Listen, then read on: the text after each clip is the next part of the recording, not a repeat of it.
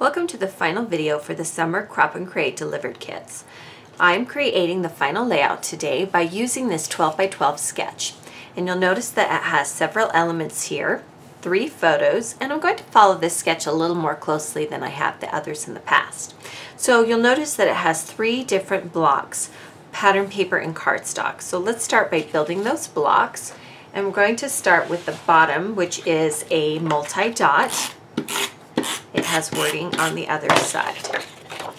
We'll place this right at the bottom of the layout. Above that, we're going to add the green pattern paper. It has hexagons on the other side. So I'm using the tone-on-tone sides rather than the A sides, which are a little bit more busy. Then, according to the sketch, there is an element here at the top. And I'm going to add a 4 by 6 journaling card from the Amy Tangerine pattern paper. I'm going to tuck it right behind. And then to the top of it, we're going to add a light green and a slightly darker green paper clip. And we will angle these. You can use either side, it doesn't matter. And then I thought it would be fun to do some stars right around the camera. So we'll place these and then we'll use a glue dot to hold them into place. Let's use a few of them, and I'm using the brighter colored stars in the Star Chipboard collection. And you can just adhere them with a glue dot, and I'll start with the one in the center. And then I will build the design out from there. And these are very tiny dots. And I want an odd number of stars so that I can have a nice pattern.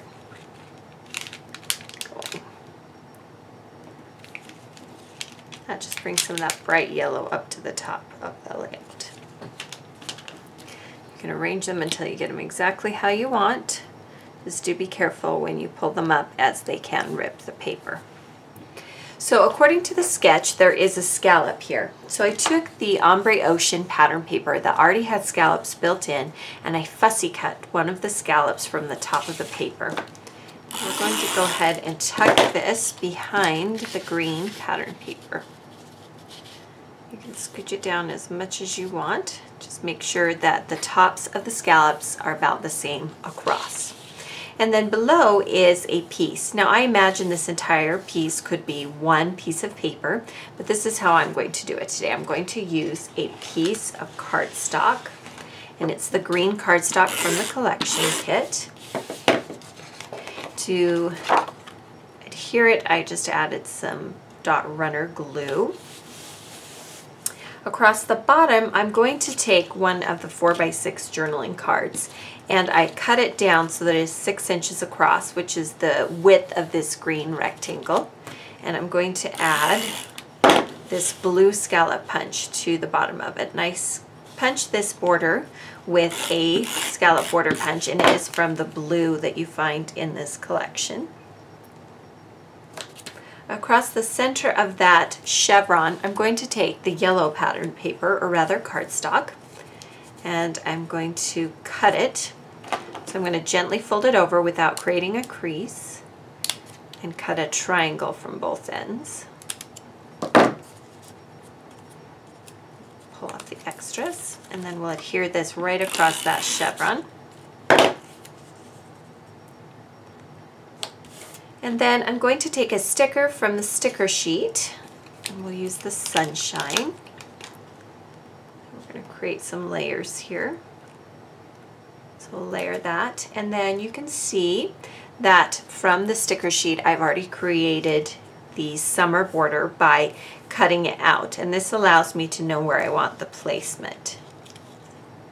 So pull the stickers, the sticker title, and then we can place them right onto that yellow border strip. We're also covering part of the sun.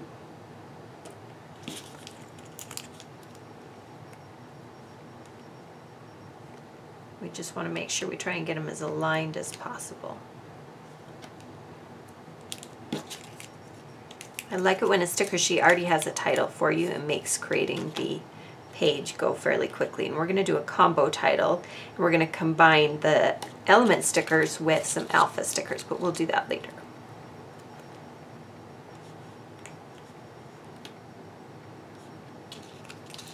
So I loosely place them on, and then when I've got them exactly where I want them, then I can go back and mash them down a little bit.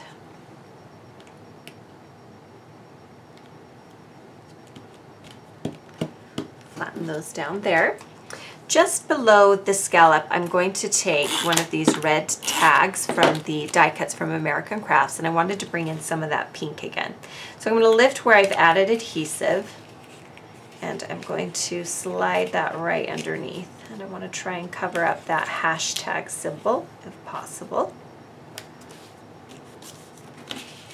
Then we're going to add a bite die cut, also from American Crafts. Tuck this right behind the sunshine. Then to the top of the page, I'm going to add some photos. And I'm going to use the Polaroid frames that are more square. First, I'm going to place the photo, and then I'll place the frame. I'm also going to place one right underneath it. Merge these two together, so I want to get the placement on this one first.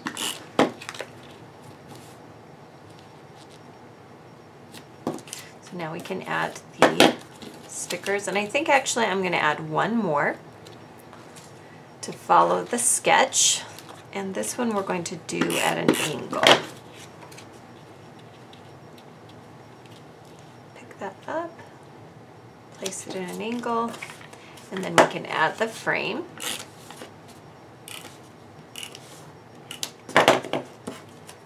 And make sure when you cover it with the frame that the frame covers all of the photo. You can do the yellow one. Again, make sure it covers all of the photo. And the black one on top.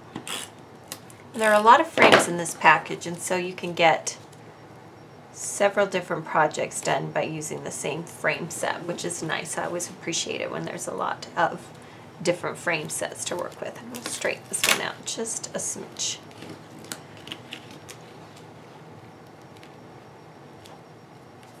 Okay. Below that, we're going to add some journaling, and I'm going to add a punched border. It's kind of a notebook border punch. I think I want it on this side. And I only did just a portion of it.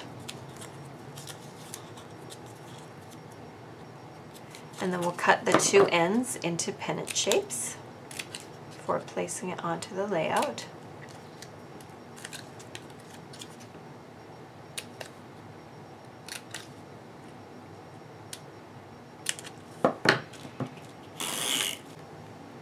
Then you can place it just below or just behind the bike.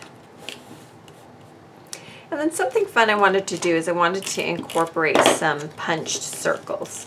So I'm going to add them to the page a little bit by just using a variety of different punch sizes. I'll start with a large punch, but I wanted to bring in some more of the blue to the bottom of the layout, and that is why I added these. It was looking kind of blank without them. Just 3 different sizes of blue dots. Just makes it a little bit more interesting. And then to continue it up here, same thing. Add a dot. Move these down just a smidge and see what they look like when they overlap the journaling just a little bit. So sometimes as I'm creating my page, I'll find that I want to change the look a little bit. So I'll just move items until I get it exactly how I want. And yes, I like that a little bit better. Make sure you can still read the journaling.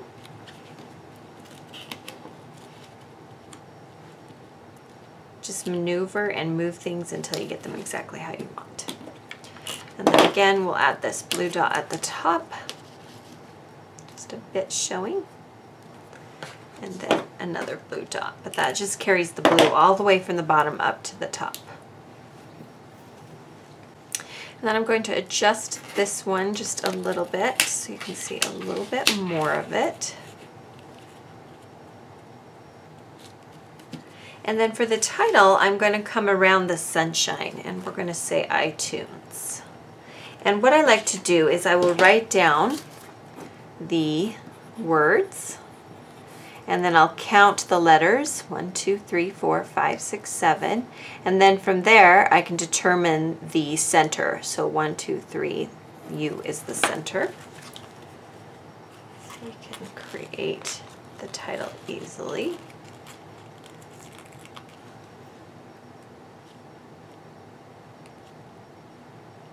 And then don't place them down all the way. Let them stick up a little bit because if the spacing is off, it will allow you to change the spacing a little bit.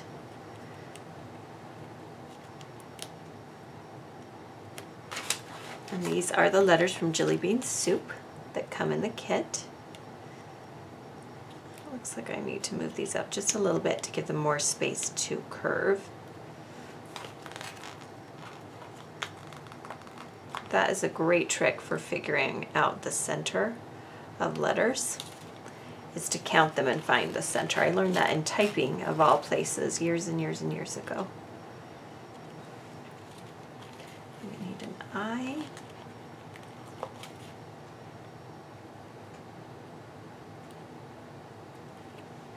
And then I want to have a little hyphen go between the two, so I will take maybe an I, the bottom of the letter I, and I'll trim it just a little bit so that it fits my needs. And then I can place it between, and then once the spacing's where I want it, then I can push those down a little bit. I'm going to cut these a little bit. So now we can add a little bit more to the layout.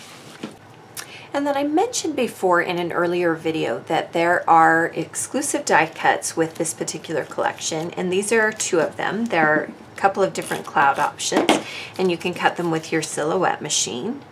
And I'm going to layer a few of them behind these frames to bring some of that white from the bottom up to the top. Arrange these. There's sunshines. There's also items that will frame that you can die cut and stamp with. So it's fun that you can layer and do a lot of things with the stamps and the exclusive dies from this collection. So there you have the final layout using the summer kit. Be sure to subscribe to the Scrapbook and Cards Today magazine YouTube channel so that you don't miss out on our other tutorial videos.